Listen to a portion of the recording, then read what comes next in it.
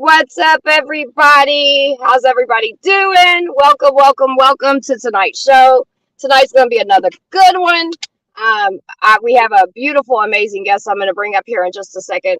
I just want to check in with everybody, give everybody a few minutes to get in. I am sitting in my car. Couple reasons: have a little privacy, and my car's got some amazing heated seats. So I always want to be comfy when we do our show. I will ask that all the chats, whether you be on Facebook, hey Facebook, we're live over there. Make sure y'all show some love. Make sure you share this out. It's going to be a really educational show tonight. We have an amazing young lady. I've been able to watch this woman just she's just a beautiful woman, and you'll see when I bring her up. But I am going to ask everybody in the comments, be respectful. We will have a place at the end where we do a little bit of questions from the comments. If people want to do that, then we won't really be taking any questions like while we're in the middle of the show, because we want to keep that flow going, right? Like just whatever needs to be talked about is going to be talked about tonight. I want to say thank you to everybody that's tuning in. Make sure you guys hit those hearts and those likes so we can get the algorithm up if you're on Facebook. And same thing with YouTube. Pay your rent. Hit your thumbs up. This is going to be a good message. I'm going to bring my beautiful friend up here. See? Hey. Hello. What's up, girlie? Hello. How you doing today? I'm doing good. How you doing? Why don't you introduce yourself and tell everybody just real quick who you are? Okay. My name is Nina. I prefer not to give my last name. I know there's people on Facebook that can see it, but just prefer not to give my last name. No, you're good. It's we're gonna fix that. I'm gonna fix that, so we'll take the last name off of it. You put it on there. Oh, okay. My bad. No, it's okay. But yeah, we'll just Nina's good. All right.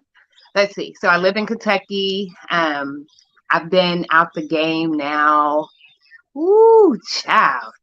It's probably. Oh, you there? Oh, it's probably been about. See, I'm 42 now. It's been about 22 years, I would say.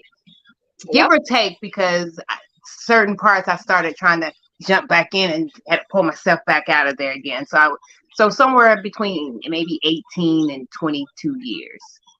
Okay. But it still feels like it was yesterday, to be honest. Just like little things spark, and it'd be like, I remember when I used to do things like that, or I remember, or you go stand on a certain corner, and you're in a certain place, and you're like, the sense of feel of something like that you've been there before. Yeah. I think that's going to be something like we were talking about just a little bit ago. There's certain things I think that are always going to be familiar to us just off of top. You know what I mean? Like, and so, but I'm proud of you because you have an amazing voice. You have, you just have amazing gifts. And I think more people need to hear your voice and hear the message you bring. And just even the stuff we was talking about just a minute ago, amazing. Because something when we were talking, you were like, a lot of people. Now, I know different, right? I know that Black and brown women get trafficked and children get trafficked all the time. And the lack of resources and the lack of humanity in some sense, I guess you could say, it's not brought to the front. And so, when you had said, I just don't think people realize that Black women get trafficked. That's not something. StreamYard's gonna be silly with us tonight, y'all. We're gonna be all right. We're gonna play peek. We're gonna work it out. And so it's being weird. Sorry. But you as a Black woman should never have to say that. You know what I mean? And the fact that you do, should let everyone know that we got some serious issues. So what you want to talk about tonight, girl? Now I hate to talk about the skeleton in the room. I really do. Girl. Reason why I'm so bothered by it. We're gonna talk about Kaylee Russell. I know that we have already played that out. I'm sure that so many people have played that out. But what made me so angry about her and just so everybody knows, because I think it cut out for a second. We are going to talk about Carly, you guys. We're going to talk about Carly. Go ahead. Yeah, we're gonna talk about her only because. I get the attention seeking and all that, but what really bothered me about that, it was so many resources were used to find her, and it was a sham. Now, when something like that happens to us, they're not going to believe us. They didn't believe us before. They're really not going to believe us now. And I don't think people understand how scary that is for us. We already don't have any resources, and the people who are claiming to have, a lot of people who have resources for us, they're using us. They're using us for more money from organizations, and we're not even seeing it.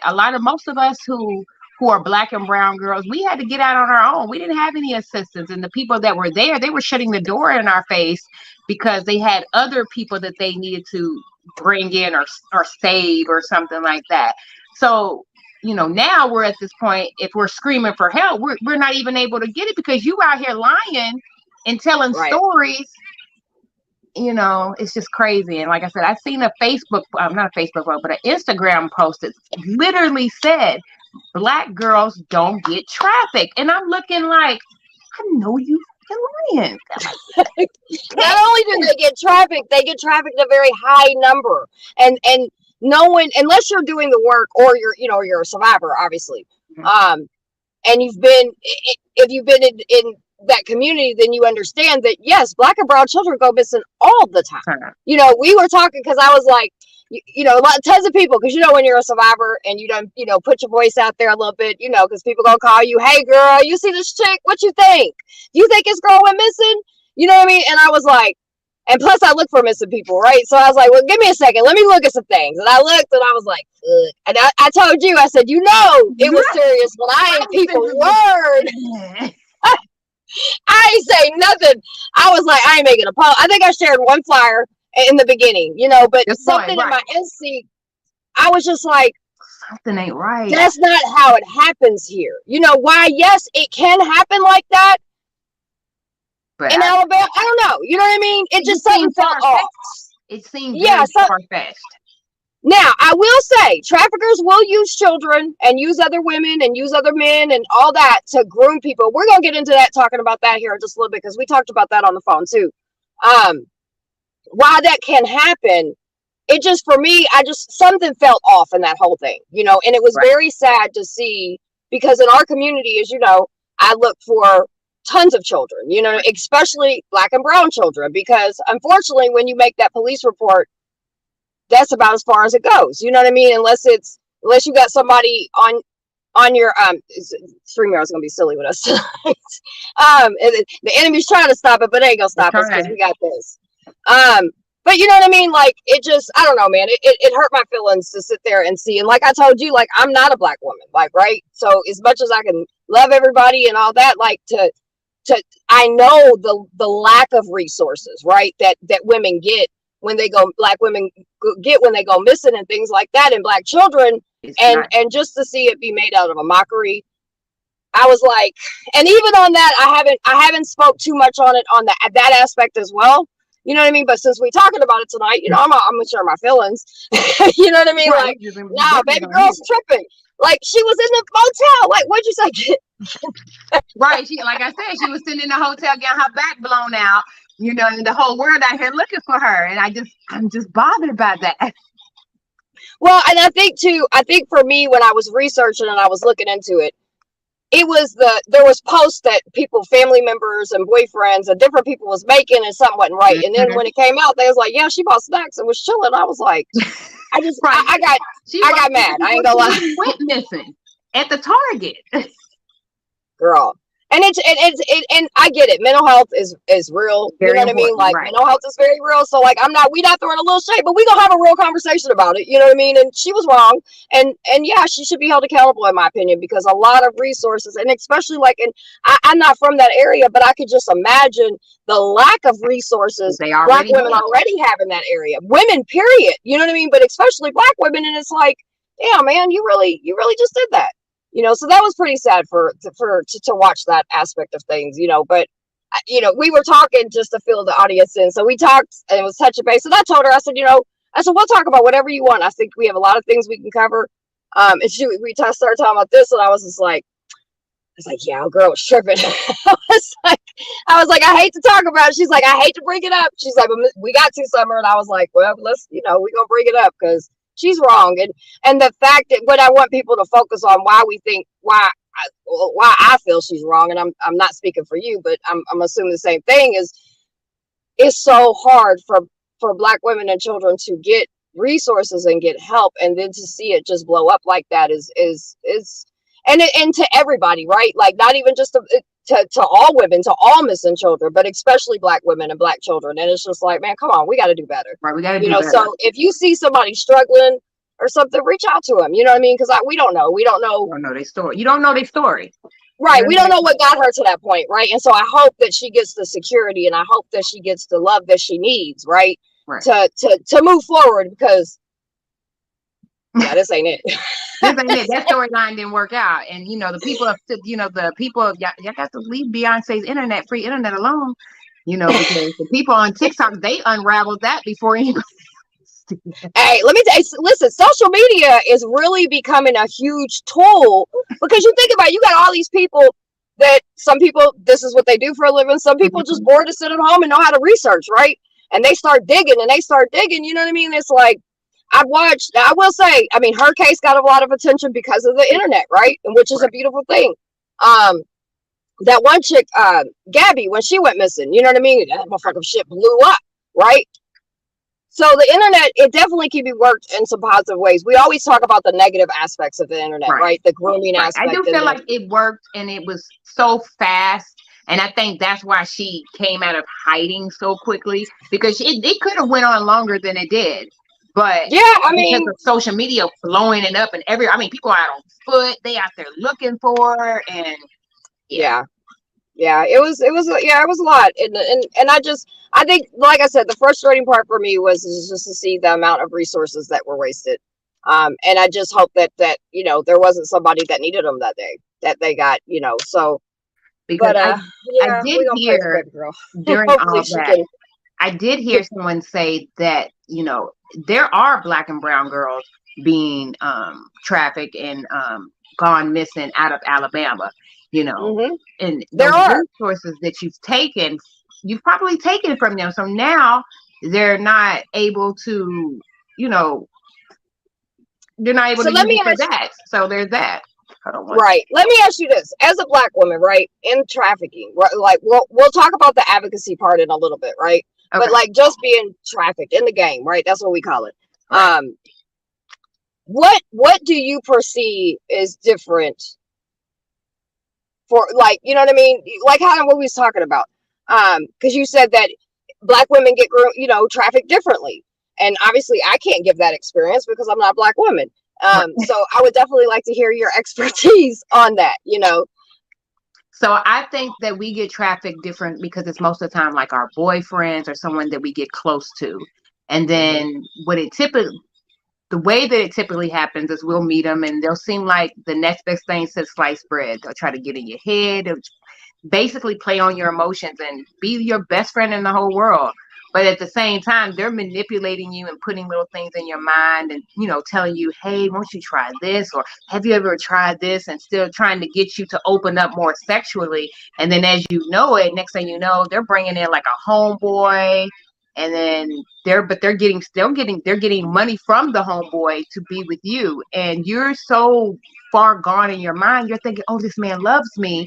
And it can stem from childhood. It can't, not saying that every woman is weak and it happens like this, but it could be like childhood trauma and they just want someone to make them feel safe. And this person is making them feel just that safe. But then that safety starts feeling different. And next thing you're in a situation that you didn't even know how you got here. And this man is telling you that he owns you and it's a whole mess. And now you've got to try to figure out how to get out. But he's got this pinned in your mind that you can't leave, or he'll, hurt you or kill you or something. So you have no option or no choice but to stay. Right. Yeah. Yeah. In the training world, like when we're training people to recognize what human trafficking is and different things like that, we call the boyfriend type of style pimping, we call that Romeo pimping, right? Because that's what they do. They're kind of finessing you. They, hey baby, and I mean, go as far as like, you gotta do this for us and it's gonna help us out and stuff like that. So But yeah, that's definitely what it's called, is Romeo pimping. That's the boyfriend advantage. And here in Kentucky, like, honestly, as that's how a lot of it happens, right? We have familial trafficking, which familial trafficking, for those that don't know, familial trafficking is when a family member is selling a child or a person for drugs, for rent, for anything like that. You know what I mean? And so familial trafficking, but pimp control trafficking is a huge thing in the States, period, but especially here. You know what I mean? Like, we have a lot of, boyfriend style type of pimping. You know what I mean? And so we just have to get, people to understand that, because, even I know for me, because I dealt with Romeo pimping as well. That was the first type of pimp that I had. He was, came to the strip club. Oh, girl, you better than this, dropping all that money. I was like, okay. And I believed him, right? And he took me, anything I wanted, anything I needed, anything I could dream of. And then one day I'm thinking, I knew he was a dope boy, but I didn't know he was a pimp. You know what I mean? And so yeah, stuff like that happens a lot. You know what I mean? And so people know that's exactly what we call it. So, what else you want to dive in today? What else do I want to dive in? So now, like, I had all these topics, and now my mind is completely blank. Oh, it's all good. It's all good. Well, let me ask you this: as a Black woman in the movement, right? We're talking about advocacy aspect things right now. What would you like to see more, especially when it comes to Black and brown women and children? I would like to see more homes, like more centers for us. Because even at the centers that I've visited, I've only visited 2. I won't say where they're at, but I've only visited 2. It was still not a lot of us. And the ones that were there of us, you could tell that they wasn't trying to help. Right. The state, and this is what you get. It didn't seem like there was like a treatment to assist to bring them out. It was just more of them just staying there, and that's just going to be your life. It was no resources to, you're in and you're coming out, like a graduation. It seemed like even after the graduation, you were still stuck in that mentality of, what else am I supposed to do? Either stay here or go back to the streets. I don't feel like with the houses that I've learned about that they were actually helping us to rehabilitate us and put us out there to start over and, know that we can, do more than what we were doing. 100%. That has to happen. And then I would love to see them in different areas. Because my experience is, why would you, that's just like you take someone who does drugs out of the crack house and you get them all clean and everything, and then you go and the only apartment you offer them is right there next door to the crack house. It's like, why would you do that? It's like you don't do that. In some situations, right, I do know that it's hard, right? When you open up, like, I had a place, and my place is in the hood. Would I prefer it to be out? 100%. 100%. I would love a big country field and different things like that, but it's I think that we have to get cities and people comfortable with stuff because of the ordinance, even with some of the recovery houses and things like that. I know some amazing recovery houses, in not so good neighborhoods. You know what I mean? And these places are amazing. They have receipts for days on things they've done, right? But it's just, it's getting people to understand. It's one shot, putting the places down that aren't doing things right? Like shutting their doors because they're not helping anybody. They're just re-exploiting people. They're putting them right back out, causing more trauma. Like when I had my place open, I seen that I wanted more than just a place where women stayed at. You know what I mean? Like, I wanted you to elevate. I wanted you to, yes, we're a victim at some point, but like, we don't have to stay a victim. You know what I mean? You can empower yourself by telling your story. We did trauma classes, counseling, resume building, you know what I mean? Getting people ready for job interviews. And like, when we had a lot of access to, and this is something programs need to understand, when you're running something like that, you will have a lot of access to really good jobs, really good opportunities for people to go to. And I mean, we have people go to college and everything.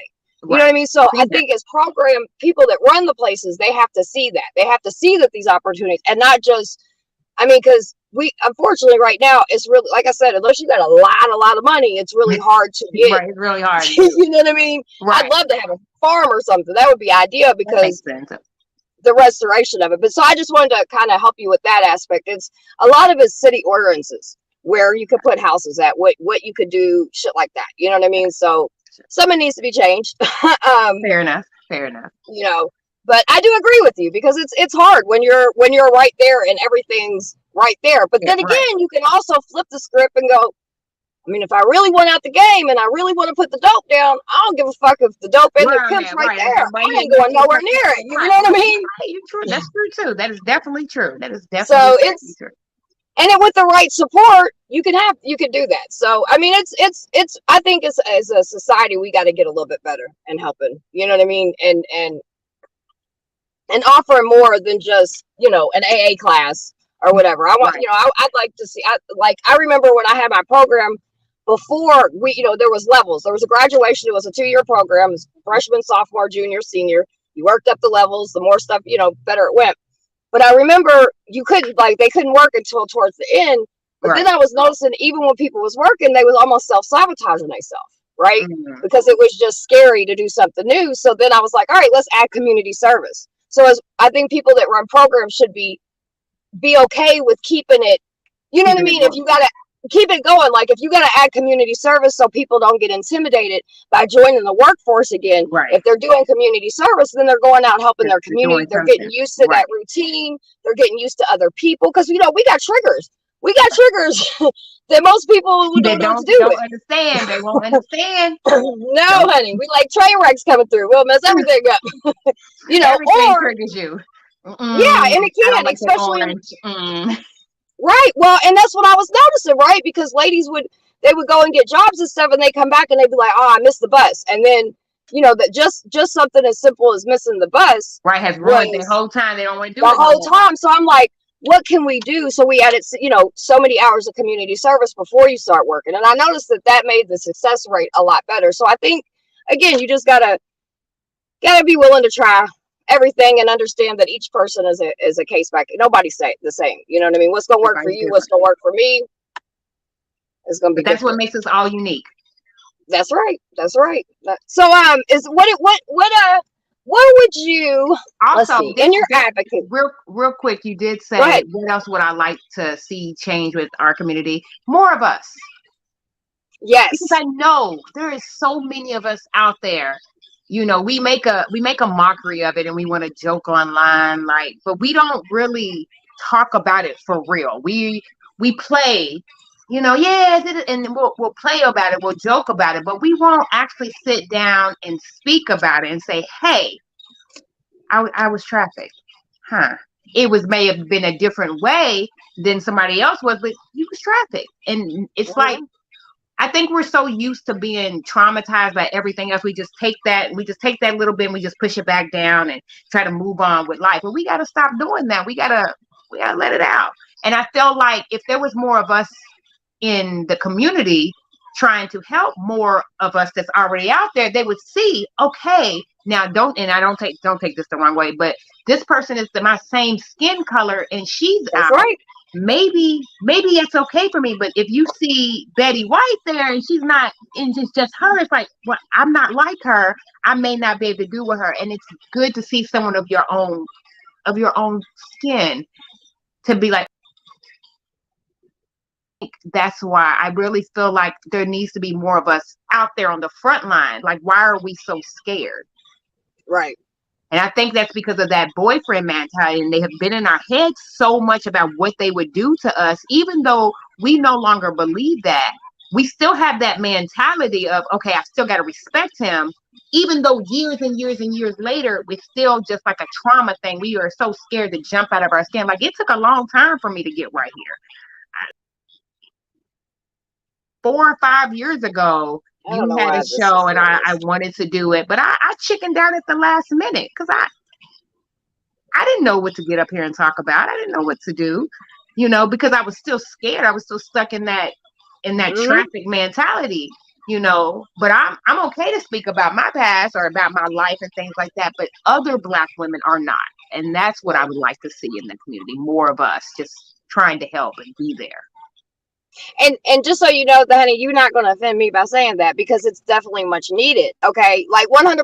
You know what I mean? Like, people say to me, Summer, you got all these tattoos and your hair and the way you talk. Well, I do that for a reason. I do that so the people that's going to connect with me and is going to feel that, they're going to understand that, right? And so to have other Black women go out and another Black woman can see another Black woman and see you done made it. You know what I mean? Oh man, she got out of it. She's got a sound mind. She's strong. You know what I mean? That's very important, and very important things to have. So no, you're not only do you not offend me, but shit, I'm rallying with you. We definitely need more Black women in the forefront of this fight. And Right. and the part of this, I said, I'm with the national. I sit on a national level, and the women that I rock with, we are always screaming that. We're always like, we need more Black women. We need more, you know what I mean? We need more people of color, of all race, all races, so everybody can see, because not everybody's blonde hair and blue eyes. Sorry, but they're not.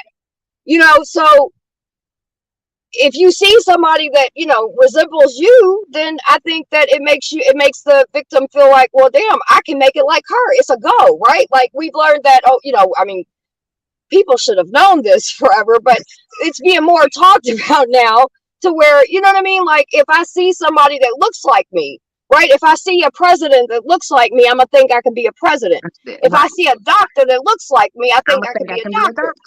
Right? So if I'm if I'm a woman that made it out of trafficking, and I'm not a Black woman, but if I'm a Black woman that made it out of, a victim, and you come walking in, well, shit, right? She can do what I mean. Right, exactly. And then the things that they know that. Yes, somebody said it's very important. Representation matters 100%.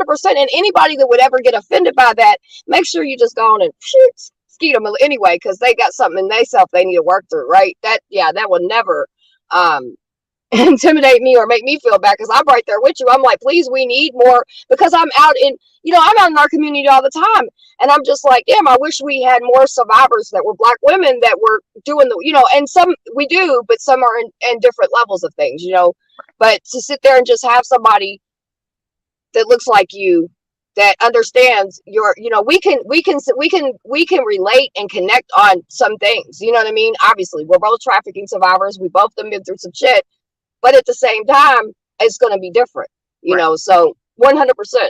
100%. I want, my daughters, God forbid, if anything ever happens to them, I want my daughters to know that there's other Black women that made it out the game and are successful, right? So yeah, 100% support that. So that's definitely what I want more than anything. Yeah, because it's definitely needed, and I think this is a great, beautiful start. You know what I mean? Like, and you're using your voice anyway, because you do your thing. You know what I mean? But people hearing you and understand it and see it, like, hey, it's Black women do get trafficked. I don't know where you thought they didn't. Yes. Poor little Ting Ting, whoever wrote that, I was like, what? When you told me that, I was like, wait a minute, what? Somebody said that? Everything in me not to curse her out, but then Instagram messed up and I couldn't. I was like, that would never God, because I would have just, like, how dare you?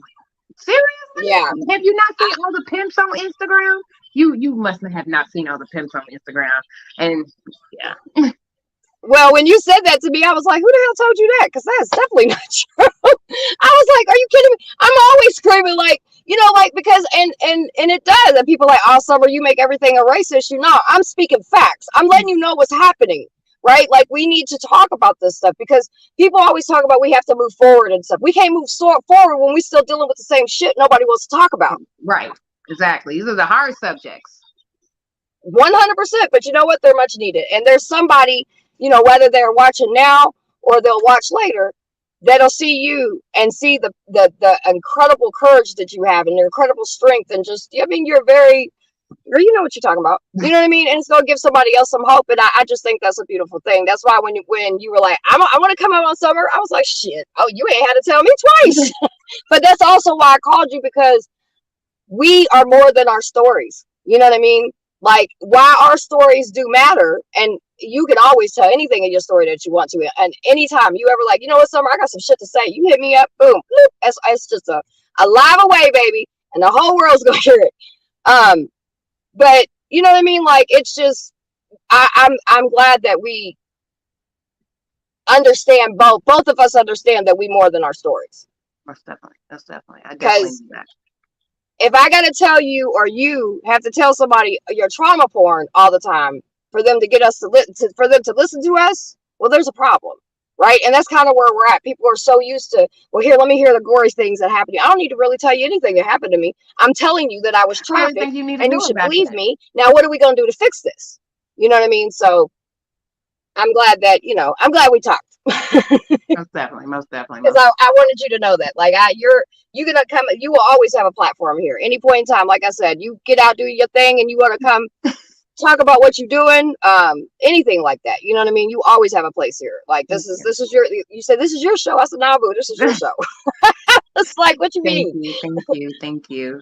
Yeah, I'm really honored to be here. This was I had a rough day today, but then it was like, but I needed this. I really did, because I've been like fighting with myself to get myself out there, and after that situation happened to me in Oklahoma, I just been feeling like I need to just get it out there. So I was in Oklahoma. I actually posted on my TikTok, and I was in Oklahoma, and I was about to get ready to go to a conference, and I called my Uber, and I'm sorry, it was Lyft. I called my Lyft, and so I was walking out. I was standing right there, and I was going out to smoke a cigarette, and I was like, I had this immediate feeling of, I said to myself, Nina, check that license plate. And it was just like this random feeling. I never would have, I don't know why I thought that right then and there, but I did.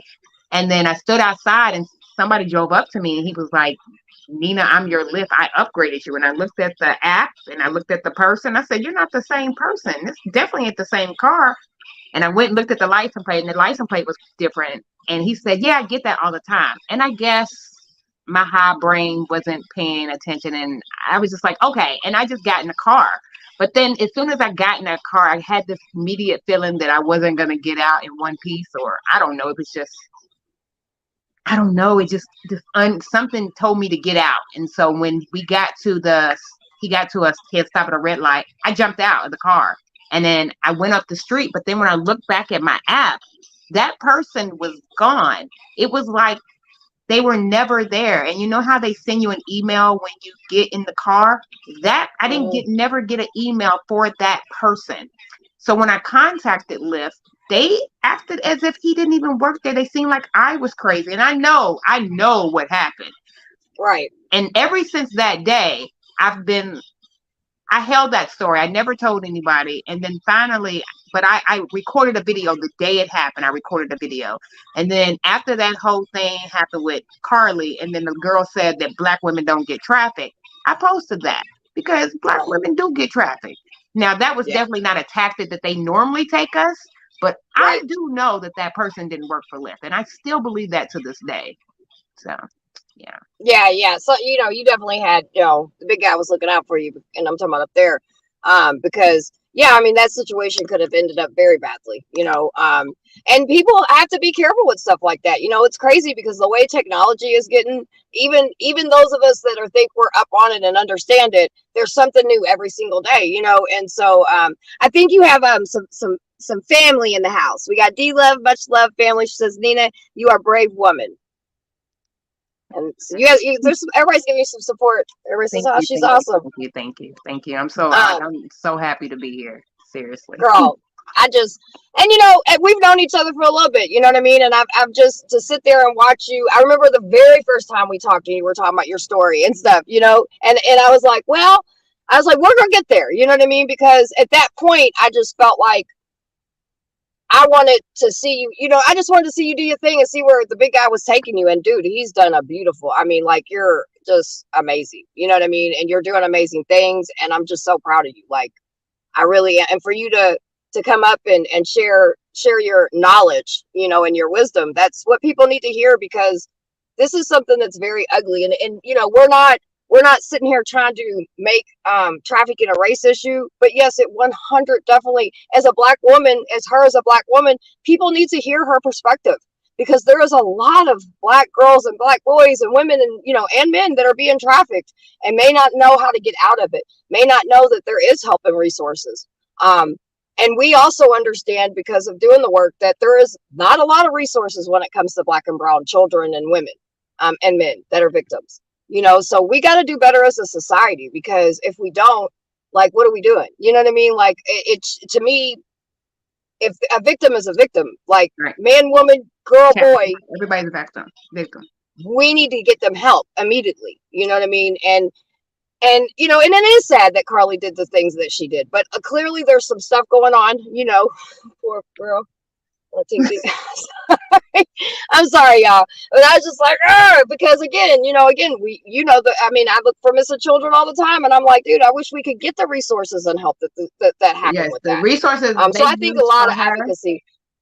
It's not gonna make me stop sharing anything. It's not gonna make me stop believing anybody.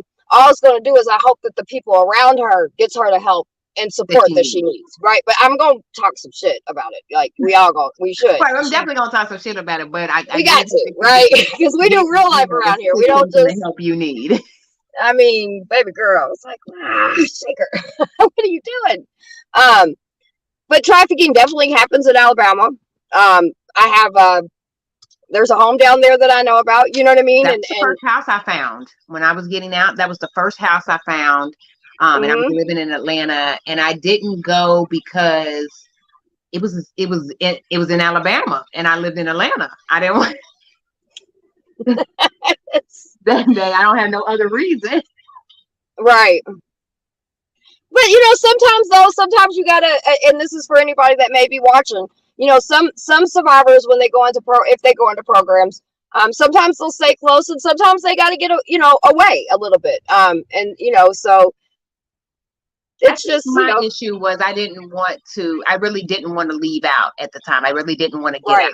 And then I didn't get out until I moved here. And what actually made me get out is in Louisville, back in the day, I don't know, I'm sure you know, they wasn't very discreet about the situation. When you got busted for prostitution, they take you on a perp walk, and they got cameras. And when I moved here and I seen that on TV several times, I was like, my grandmother cannot see that.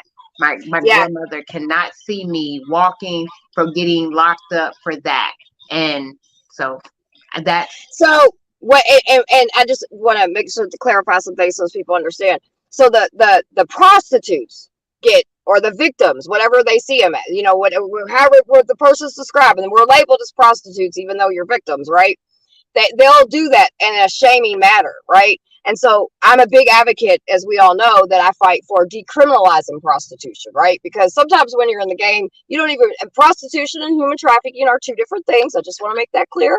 Not everybody that's a prostitute's been trafficked, and not everybody that's been trafficked has been a prostitute, right? I've been both. I'm very open about that. But I'm very big for decriminalization, because the fact that there was ever a time in the city that victims or sex workers were shamed in that matter, and not the buyers, right? Because the buyers, you don't hear nothing about them. You don't hear nothing. They never really got to them. It was always us. They always put us on the news, and it was the most embarrassing thing.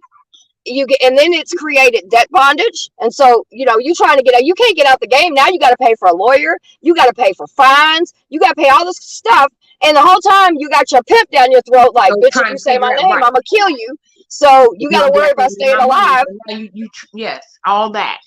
So in decriminalization, while we're fighting for that, is because then the victims or the sex worker, either however you want to look at it, or people claim, what they are, because again, they're two different things.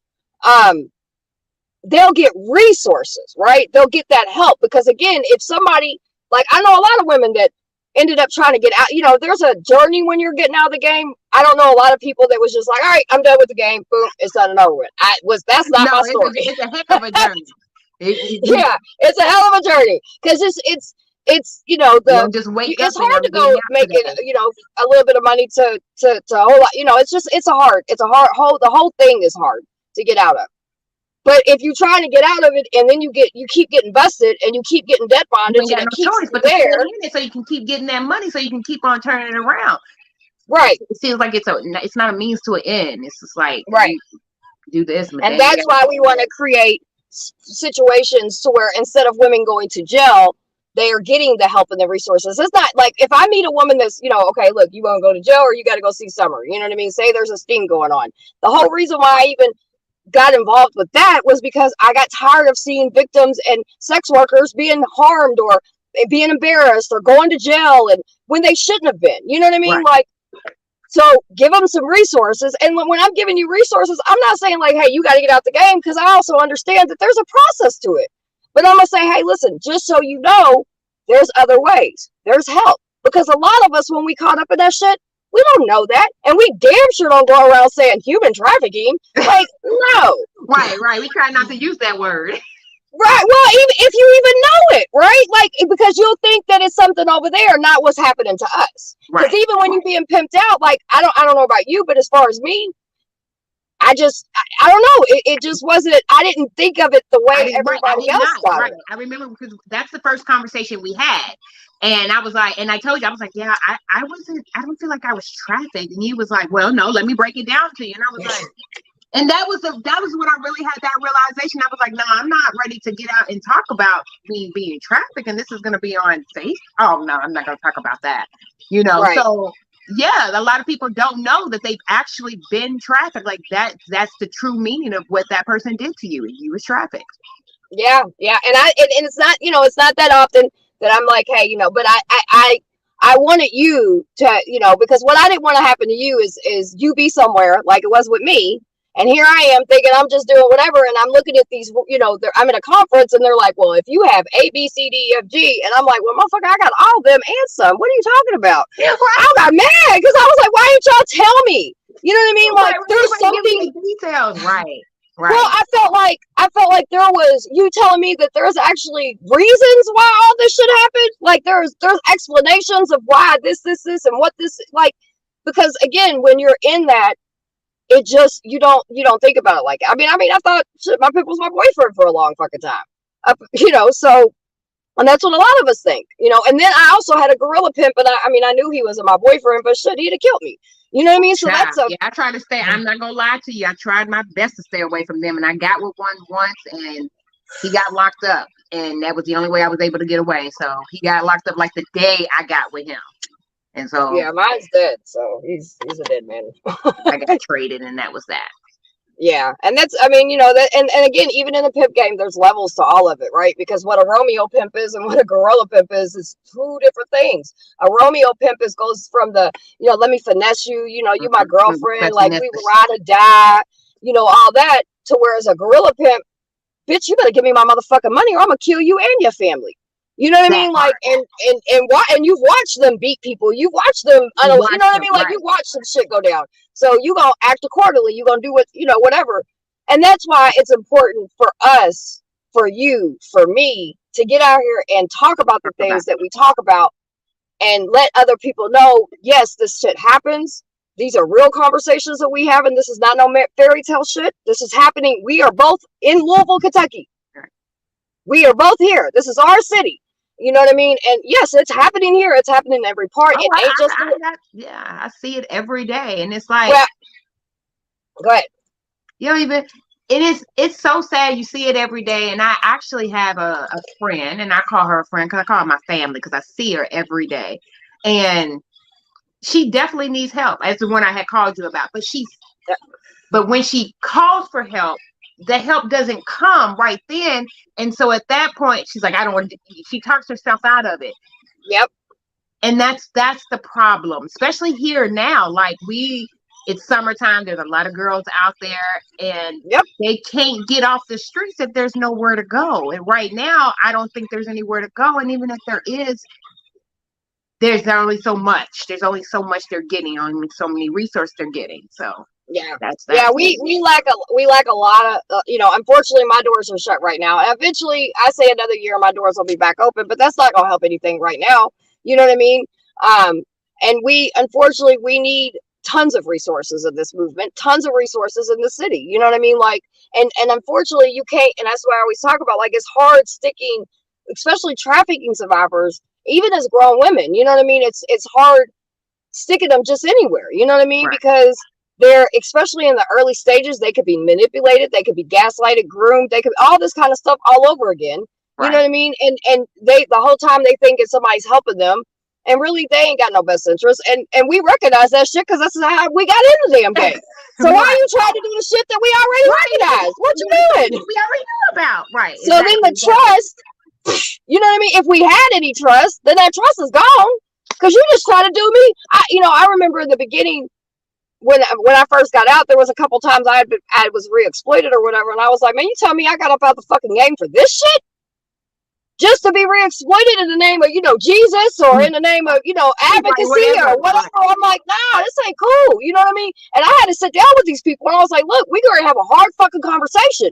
But you made me feel like my fucking pimp in the name of advocacy. No, baby, we're not doing that. You know what I mean?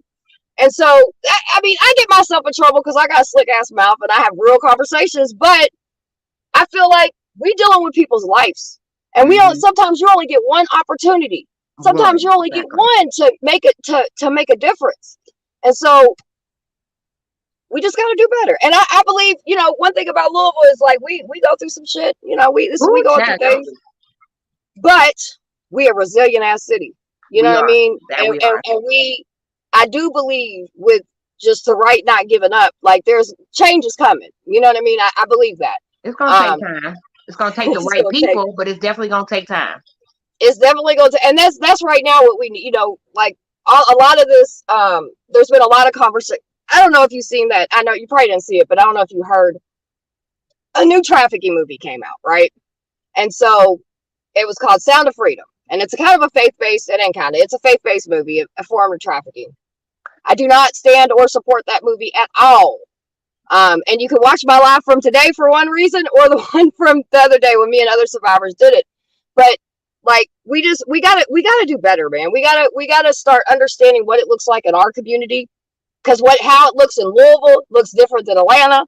How it looks in Atlanta is different than Chicago. It looks different in the hollers. It looks, you know what I mean? Like, it's understand, if you're going to be a part of advocacy, understand what it looks like, and always have a survivor in a leadership role once they get to that spot, right? Like, once they get to, now obviously can't do it just be like, because like me, I ain't even gonna lie, right? I had to learn the hard way.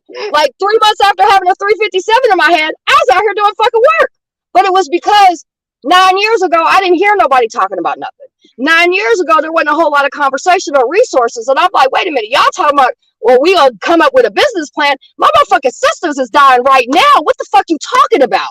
Right. So it forced me to go out right after I got, right after I got out of everything. You know what I mean? Right. And I had to learn some things, you know what I mean? I ain't gonna lie, there was some shit I probably should have sat down a couple of times, but I worked through it. I probably should have sat down and healed a little bit, but maybe. But I didn't, and I mean, it was on the job training, and and I admit that, and I'm accountable for that. You know what I mean? But I ain't like hurt nobody or re-exploit anybody, not like that. Right. You know what I mean? But I mean, I might have cut some people out a couple times and didn't give two shits who I was talking to, in that kind of aspect. But now, 9 years later, I'm in a way better position, way better mind, body, soul, all that. But it's just, I would like to see, like you said, I'll be honest, I would love to see more Black women in advocacy, especially in our city. You know what I mean? I think that would be a beautiful thing to have more Black survivors, especially, you know what I mean, come forward. But I need people to understand, like, y'all ain't got to tell you your story to everybody, because it ain't for everybody to hear, And one thing I did learn the hard way, unfortunately, and this is why that's why I made a phone call to you, and I was like, look, baby, I want you to know you are more than your story. We ain't even got to touch that tonight, because I don't give a fuck if anybody else believe you. I believe you, and fuck everybody. You know what I mean? Like, but anybody that listens to you and sees how passionate you are, you ain't got to tell your story for that. You know what I mean? I just want to see more people putting survivor leaders, because you're a survivor leader. You are officially a survivor leader, girl, and they need to, put you in. I just want to see more support. You know what I mean? And what you want to do, and what, because it can't be just, well, here, we want you to come speak somewhere, and here's a nice little gift card. No, Right. baby, I got more to offer than that. Right. Like, I got a solution. I've got things that we could bring to the table. Always. Like, if you work in DV, if you work in if you're working in domestic violence, if you're working in rape, if you're working in, anti all this stuff, human trafficking, always have people that have survived it, because who knows better? I don't care how many college degrees you think you got. I don't care how many college you got. I don't give a damn how much. While you over here with your college debt, I got lived experience, boo. Right. You got lived experience, and what we bring to the table is going to save somebody else's life. So, they just, that's kind of the doors I'm kicking. I'm like, nah, if my peoples can't come with me, ain't none of us coming. Right. And if you're not treating us right, to me, that honestly makes no sense. I mean, I get why they want you to have all these degrees and things, but those degrees can't measure up to the street life that I've lived. Like, those degrees don't do anything. They are nothing. Like, I all that stuff y'all doing is pointless, because, like, even with myself, I did talk when I attempted to get out, when however long ago it was, it still was hard to get out, even still, because counselors didn't even, it was, and it was nothing but white counselors, and they were like, well, I don't know. Well, why would you do that? Well, right. You have control. They're trying to tell you, and they're not trying to help you or help you heal, because they don't understand, because they've never lived that life. I'm like, well, why would you? But you don't understand why I allowed that to happen, and you don't know, and you can't tell me that I was wrong, because they don't tell you you're wrong, but you can tell they're looking at you sideways, because they've never lived that life. So they honestly don't know how to react to it. But you get someone like me, and I'm telling you about my life, where you're telling me about yours, and I'm like, okay, I understand, because I truly do understand. That's where the problem lies. I've even, because I get to the opportunity at times to train like social workers, therapists, just whatever, like, about trauma from us. And I always tell people, like, even online when I'm talking about it, I'm like, you know what, like, get to know the language. Like, Google some shit if you got to. You know what I mean? That way, when I'm sitting in front of you and I'm over here talking about strips, and I'm talking about, I had a quota to meet, with a stable of women. It's like I told you earlier, people like, she had to screw 30 people a night. Baby, you don't know what a stable of women mean. Like, the fact that you don't even know what the fuck I'm talking about, and I'm supposed to entertain you by answering it. If the whole stable don't meet their quota, everybody getting their ass beat. And if you the bottom, bitch, you really getting your ass beat. You get your ass drugged, because you knew better. I need people to pay attention and listen. You know what I mean? Because if you have a victim around you and she's trying to tell you some shit, and she's, and you ever like, like looking like, well, what the hell, or your face, whatever. Start Googling, act like you know. And learn slang, learn everything. Learn what gang symbols look like. Learn with, and as somebody asked, they do all that because they're just trying to do it the most, the doctor way. They're just trying to just band-aid the situation, but you can't band-aid, because you've not lived my life. You can't assist me or help me or any of that. There's nothing you can do or tell me about your wife. I mean, your life. I mean, say exactly what you was going to say. You okay? No, sir, because people say you can't tell me about your white life, because that's right. 100%. That's exactly what you were supposed to say, because if you're sitting there and some white lady's looking at you and she don't understand anything you've been through, you know what I mean? She could do a lot of damage, because she can't even fake it till they make it.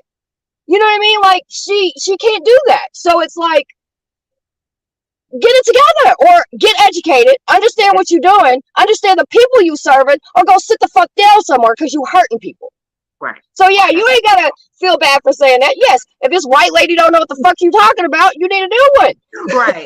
That's exactly what you need to say.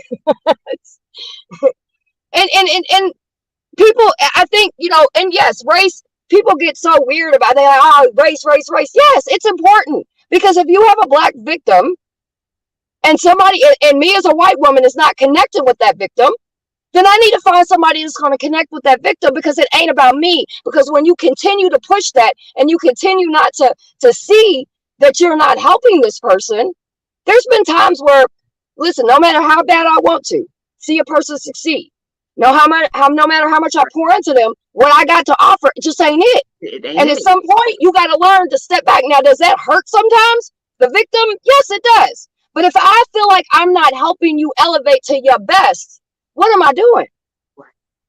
Right. I'm a waste of your time. I'm doing more damage than I'm doing good. So I might well release you and let you figure out what you need for yourself, or get somebody else that knows what they're doing, or get somebody else that you can relate to. Because a lot of times, if someone sees, like you said, goes back to what you said in the beginning, if you see somebody that you relate to, you will be more willing to try something, because you see this person before. Okay, if they can do it, I can do it.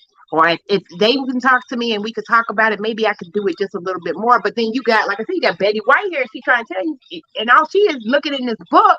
This book can't help you with your life. It can't help with everything. It may be able to help with some things, but it can't help with everything. And that's yeah. And that's why I believe that survivors, and again, I'm big, listen, education is a beautiful thing. I've been giving shots at education a little bit. So let me say that education is a beautiful thing. You know, our program was able to put a couple women through college, you know what I mean? And that was a beautiful thing. And I promote that. I want people, if that's your thing, get educated. I think it's a gorgeous thing. But don't ever put me in a box because I ain't got a diploma. Don't ever count me out because I ain't got a diploma, because I'll run circles around somebody. Because when you're self-educated and then you have lived experience, like that matters. That matters when I go to a group home and I talk to a bunch of young girls, and I watch it all the time. We'll go to a group home, right? And say, like, the professional will get up with her little suit and everything, and she'll talk, do her thing, which is cool, but they're not connected.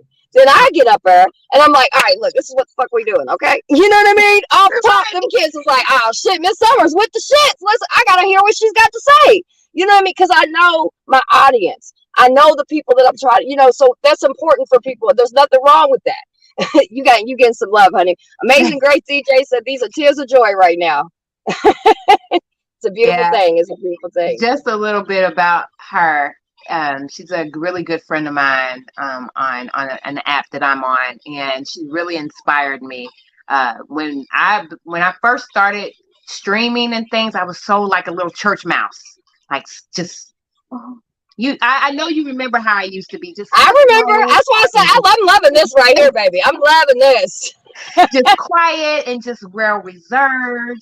And so my name on there is Oh Yes Aquarius, which is the same name as here. And I created that name because the other names just didn't really suit me. And so she was like, friend, that's what we call people, she's like, friend, you got to do something. You got to do something. There's something that's lighting you. You got to let out. So I just let it out, and I created my own little show on that platform. And she's like the best DJ I have ever heard in my entire life. She is absolutely wonderful. Her and my best friend, they have really, really inspired me to just do it. Just get out there and do it and stop being a punk, because, nothing to fear but fear itself. Literally, fear is like, and that's something that we have to remember. So it's like, you got to figure out, what are you scared of? Well, it may not, you're scared of it not working, but guess what? So many other people have already tried it and it did work. So you could try it and just get out there and do it. And if it doesn't work, guess what? You can get off your horse and then get back on it the next day and try it again. And that's what I've been doing. I've just been getting off the horse, and then I'll be like, I don't want to do this no more. But then I get back up on the horse, and I know I can do this. And I love speaking, and I love being in front of the camera, and I love trying to motivate and help people.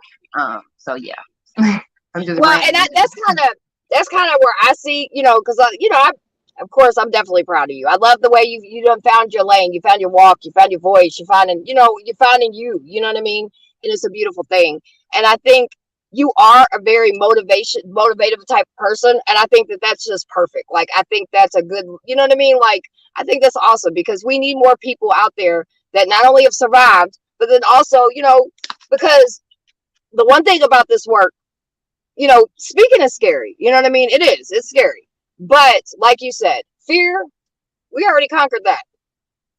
Like what we've been through, man. You know what I mean? Most people Right. couldn't walk a millisecond in half of one of our shoes, right? Much less the whole shebang. And like I always try to tell people, like the only thing that's stopping us is us. And sometimes, sometimes you got to pull back. I will tell you, always do self-care. Always take care of yourself. You know what I mean? Make sure you take care of you. Don't be like me on a suicide mission that jumped in head first and was like, whoa, here we go, motherfuckers. You know what I mean? But I am very glad that now I've learned a lot of things, and I think sometimes and in that moment, and in that 9 years ago, that we didn't have a lot of people weren't talking about no traffic in Louisville. You know what I mean? And I've been able to be a part of helping that come to front for us. You know what I mean? So I guess sometimes we got to go through some things to get where we're at now. You know what I mean? And hopefully things that, I think anybody that has been in the work for a long time will say, I hope that other people don't have to go through what I went through. You know what I mean? Hopefully some of the doors we've been able to kick open makes things a little bit easier, but it's still going to be hard. And so always remember you more than your story. You got a lot of amazing things and people need to hear that. You know what I mean? Everything we've talked about tonight, you've done amazing. And it's just, and I just, you always have a platform here, and I don't know if you want to tell people where your other platform is, but you're more than welcome. So I'm on an app by the name of Likee, and it's Likee. And my name on there is Oh Yes Aquarius. And the reason why I named that is because people always had something to say about me. And I was like, I want to make sure when you say my name, I want it to roll off your tongue. So I named myself Oh Yes Aquarius. So that's my name on the platform. I'm with it. I'm on Aquarius and Capricorn. I'm on the clip, so I'm with it. I think it's a beautiful thing. So well, I'll ask you this: what do you see kind of your path going right now? Like where do you kind of see you dibbling and dabbling, or what's your next steps, maybe? So right now I'm working on 2 ebooks. One is for just to kind of get people into learning how to stream and learning how to do this and make money at it. And then the other ebook that I'm working on is called Protect Her Peace. And that book is about how to, when online dating, and how to know who you're dating, because that's very important.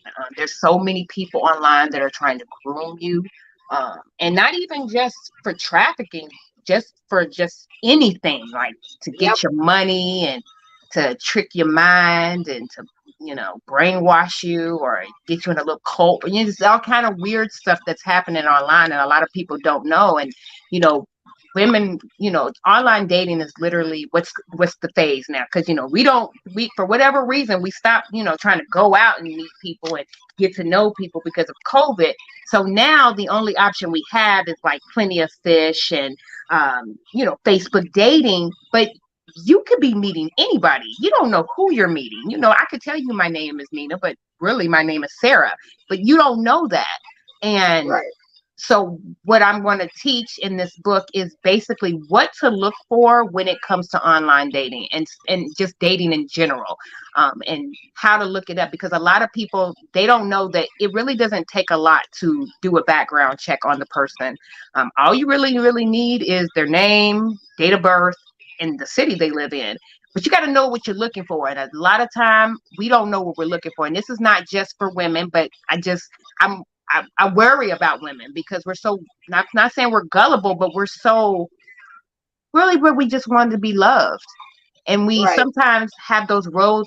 My best friend said it great today. Sometimes we get those rose colored glasses on and we don't see what's right in front of us, because again, we got that Romeo effect just getting us, and we think everything's all good, but we're not, our eyes aren't open enough to see what's in front of us. And sometimes that additional protection to protect your peace, to know, because they're not going to tell you everything you need to know. They may tell you bits and pieces and not tell you the bigger story, and you need to know those things. So I want to teach that in a book that I'm working on. Yeah, I think that's, first of all, shout out to you, Miss Author. Look at you writing books and everything. I'm just saying, don't ever count us out, baby. Don't you ever count us out, because we gonna. And you know what? I think that's perfect. I think that's beautiful. My another survivor sister of mine, she said, Carmen. She said, I am in a group, Facebook group called "Are We Dating the Same Guy?" You know what I mean?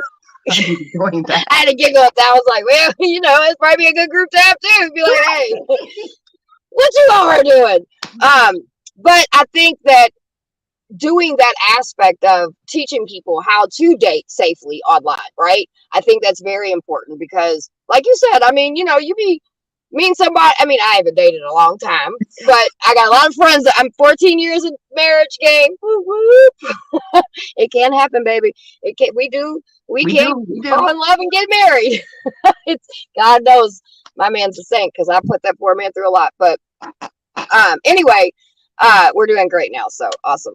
But I think that's really beautiful because I think with everything we have been through, and not just trafficking, right? Because one thing that I try to get people to understand is, like, it's not just trafficking, like you said, it's the dating stuff. It's it's domestic violence. There's all kinds of stuff. Cults. There's let me bribe you out of your money. There's, you know what I mean? Every time you turn around, there's a new whatever. And so being able to put something like that, and I want you to know when you finally get those books published, I definitely want to know about it because we're going to be promoting on all website, all platforms that we have. We're going to get everybody. I got people in here like, books. Yes. I got a lot of readers. So we're going to get that book out there. So, because anything, I always want to platform survivors. I always want to platform things survivors are doing, whether you run an organization, and it don't have to be that you're doing anti-trafficking work, right? Because we're not just we're not just trafficking, right? Like me, my big thing is, I want to do a different type of podcast, and it's going to be called The Safe Word of Summer. And I want to teach people, like, it's okay to feel sexy after being everything you've been through. It's okay to be comfortable in your skin. It's okay to, you know what I mean? And I think sometimes we get in this victim mentality so much that we get stuck there. And like, we deserve to be beautiful. We deserve to feel beautiful. We deserve to feel sexy. We can have all of those things and still be, a beautiful woman. But I think the problem isn't just us, because we feel pretty, we feel sexy. It's society, because now they portrayed us to look so bad. Oh, she was a prostitute. They made us and that's what we gonna get over, right? Is what society's thinking, because you're right. Because I be like, oh man, I'm like right now I'm feeling good. I got my weight back up. I've been going to the gym. You know what I mean? And people are like, oh, you trying to feel sexy? Woo. I gotta cut that out. Because because you're not comfortable in the skin you're not gonna project that on me. You're not gonna make me feel some type of way because I'm very comfortable in the skin I'm in. Yeah, and so my new, I'll still have this obviously, and we'll still always be doing this. This is my heart, but I also want to teach people, like, it's okay to, you don't have to feel closed off all the time. Because I meet a lot of women that not even only been trafficked. This is something I think women, because of society, we have been felt to be like this. We have to shrink ourselves down and, you're a whore, are you this or you're that. No. I'm a beautiful woman, and there's nothing wrong with me owning my sexuality, because I can only think that maybe before all this stuff that, bad stuff happened to me, I would want to feel the same way. So why is it I can't feel that way after bad things have happened to me? So I think that's beautiful that both of us are kind of going a little bit outside of the trafficking stuff and saying, hey, let me, you gonna date anyway, so let me give you some tools, right? I mean, let's just be honest, for those single people. Right. You're gonna date anyway. Let me give you the tools to make sure to keep yourself safe. Exactly. I think that's beautiful. So I'm very high five. Something else I want to touch bases on real quick is friends. Because we as ladies, we so scared, and I guess that's from all the trauma that we've been through, that we're so scared to be like, hey, friend, I got a problem. There's something not right with this person. We so scared to go to our friends. And I think that's because we've been manipulated and gaslighted so much that we don't think anybody's going to believe us. But I'm going to say this. I will always believe you. I don't care how off the wall the story is or crazy you may say the story is. I'm always going to believe you. And I feel like we as women need to normalize being a friend, being open, being there for someone, because women a lot of times, even though like we're scared or something's going on with us, we don't reach out because we're scared, Right. but we us as women, just I speak on women. I know this is more just You all good. types of No. survivors, but I speak on women because I'm very passionate about, because I'm a woman, Right. period. But we need to normalize reaching out, and then we also need to normalize on being receptive and being Yes. open and listening, because she may be saying something that's important, and it may be a scream for help, but it's not a direct scream for help. And we need to normalize being like, okay, friend, let me help you, or let me see what I can do too. That's Yeah. something I've realized is really big in our community, or not really big in our community. Yeah. Yeah. I think that's excellent advice. I think that, you know, um, having that support system is very important. And I think, yeah, probably a lot of abuse that make you, because I know for a long time, I'd be like, I just keep everything to myself. You know what I mean? Because I got so used to keeping secrets. I was taught Right. to keep secrets as a baby, as a Mm-hmm. child. You know what I mean? So secrets, me keeping them and not telling anybody, some people knew some of the things that happened to me, and then some people didn't know some of the things that happened to me, and so I think that's very important, having that support system and being able to trust that support system, you know what I mean? And Right. on that also, I'm going to say to people that are friends with people that have been through a lot of stuff, look, I know that we can be a whole hot mess at times. We can be very difficult at times. We can be all of that, right? But just imagine going through some of the stuff that that we've been through. You know what I mean? Like, sometimes we just gotta have patience, like, with each other. And then it's okay also to, if something's not right, then cut that off. But yeah, sometimes I used to have people be like, well, can't you just get it together? And I'm like, I'm doing the best I can. So just have some patience, because everybody goes through different things, and everybody deals with it differently. You know what I mean? But so, was there anything else you want to touch on? I think that's it. Okay, we covered a lot of stuff tonight, especially for being your first show. So, and like I said, please, anytime, if you like, later on, you like, what, I thought about something, I want to talk about this. Always, you always have this is your show. You know what I mean? This is it. That's what I want to do.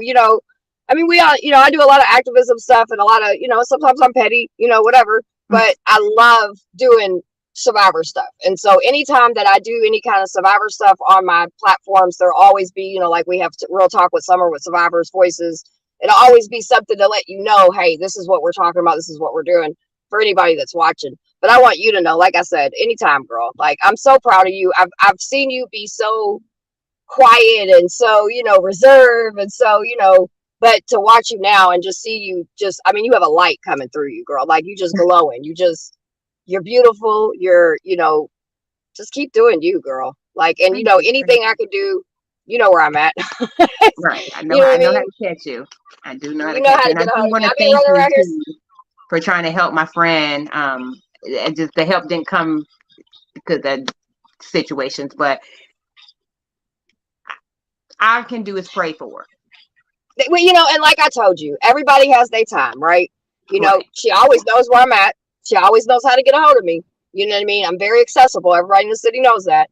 Right. And just like it took us sometimes, and it's hard, right? Because when you get on the other side, you be like, damn, motherfucker, it's good over here. Bring your ass over here. You know what I mean?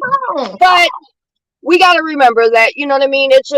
Each person's journey is their journey. And all we can do is love her, pray for her. And when she's ready, you know the business. She'll get any and everything she needs at once. So Right. it's got to be in her timing, though. It can't be in ours.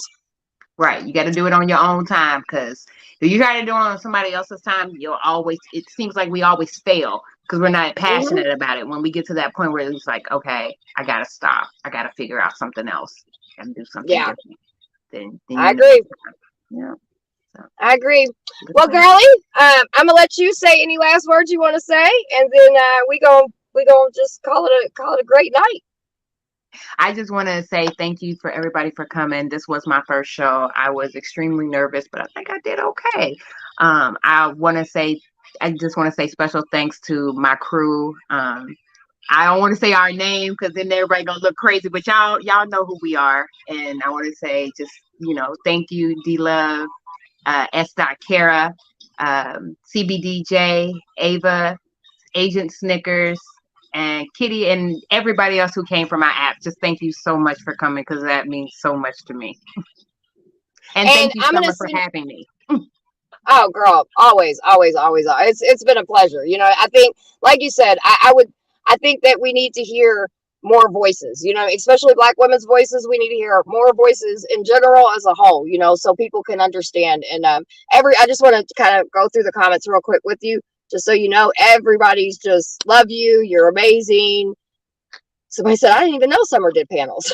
Yeah, well, just so y'all know, we get back to the regular routine, okay? So all that silly, crazy stuff, we gonna designate a night for it, and we gonna get back to our panels. And so if there's anybody that ever wants to come up, and it does not have to be about trafficking, you can talk about anything. But everybody's just, thank you for your story, thank you for being here, thank you for sharing. So, and if there's anybody out there, Black or brown, and you need some assistance, or you just want to talk to somebody that's like you, my inbox is open. You can contact me right here on Facebook, and also or Instagram. I'm also on Instagram as well. Okay. And somebody said we did have one question. Elle's question was saying, hold on, let me go see if I can find it real quick. I do remember seeing his question earlier. Shout out to everybody came in, because everybody's in here. Christine, what's up, girl? Sarah K said, hey, Aquarius, you're amazing. Hey, wifey. What's up, hard boy? I'm trying to get back up here.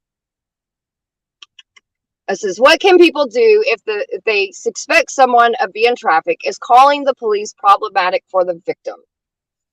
It can be. I do think at times it can be, because you don't know if you don't know. And sometimes people give you warnings, especially if they are trying to get out. But you really, nowadays, it is kind of problematic because people are not trying to let their people go. The people that I've dealt with, they've come to me and said they needed some assistance, and I'd be willing to, and I'll feel like, let me see what I can get. I've never personally had to try to get someone out, because I've dealt with more of the Romeo pimps, and the girls have dealt with them. And so for when it has to do with children and things like that, yes, then I would most definitely call the police. I wouldn't think any second or twice about it. But if it was someone of an older age, it's a little bit difficult, because you have even though you take them away from the person, doesn't mean anything, because if they're not ready to go, when that person gets out of jail, and they will, because they're not going to testify, then they're just going to go back home, and all your efforts are going to go for nothing. So that's the only thing with that, from my perspective. I know Summer, she's got way more experience with it than me. So we usually tell people, if somebody could get the post the Mama Bear, can you write down the trafficking hotline for me, so I can screen share it or whatever, so I can highlight it. So usually what I tell people to do, you can always call the trafficking hotline, which is, what happens with that is, even if you suspect something, right? If you think something's going on or anything like that, you can call. You will not get in any trouble. You do not have to leave your name. You don't have to do any of that. You can say, hey, such and such, this is what's going on, right? And then what they do is they disperse it to other people, to officers if they need to advocates if they need to, whoever it is that, needs to get that call. I would say that if you have local advocates that do extractions, like here in our city, we do have that, because I do extractions. I go in and get people out. We have a whole team that is trained to do that and everything. So if that is a situation that is needed to be done, you can always reach out to me if you're local. And again, like she was saying, it's also, you're dealing with Stockholm syndrome a lot. That's where the people keep going back and forth. So it's just, my best suggestion is definitely calling the trafficking hotline, or calling any local advocates that you have that may be boots on the ground type of situations. That way it maybe can be handled in better places and better than in some situations. Now is there times that police have to be brought in? Yes, there is. You know, and you know, then you got to do what you got to do, you know, but yeah, I mean, it's an option, but the trafficking hotline or local advocates are better, in my opinion. So, alrighty, well, I think that's all the questions we have. Anybody got any questions before we jump off here? Everybody's just really giving encouragement. Sarah K said, "Hey, wifey." Hey, wifey.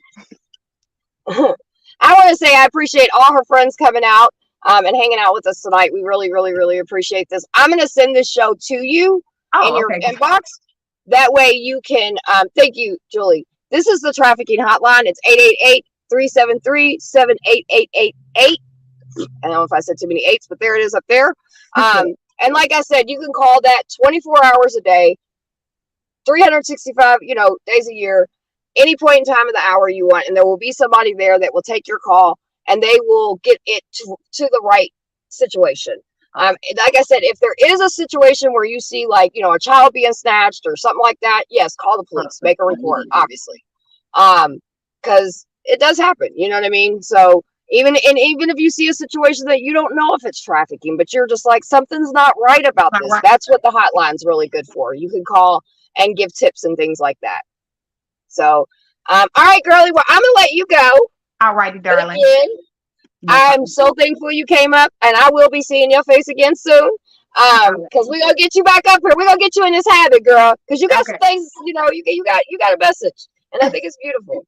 Awesome. So I love you, and I will see you soon. I will talk to you soon. All right. Mwah. Aw, I love her. She's so, man. It's so amazing when you meet somebody and then you see them kind of where they're at now, and just to see her grow so much and find her voice. And she's just such a beautiful woman, and she has so many great things to offer. And I'm very excited just to see where her journey, continue to see where her journey goes. That's kind of my fun, kind of like, I don't know, that's I guess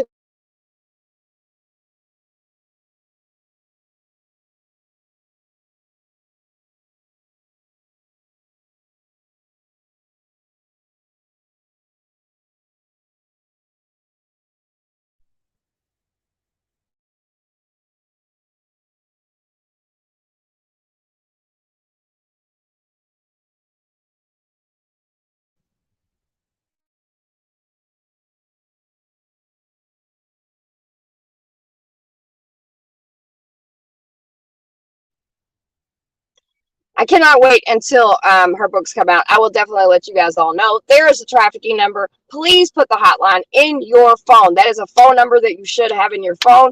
So if you're watching live, please program that in your phone. And if you watch this later, please program that in your phone. That is the end of our show for tonight. We will have another episode of where survivors just kind of talk and give their voice on some things. But I just want to say thank you for everybody that tuned in. Please make sure you guys hit the likes, the hearts, give the show all the love you can so it can get that algorithm up, because people need to hear Nita's voice. They need to know what she's got to say.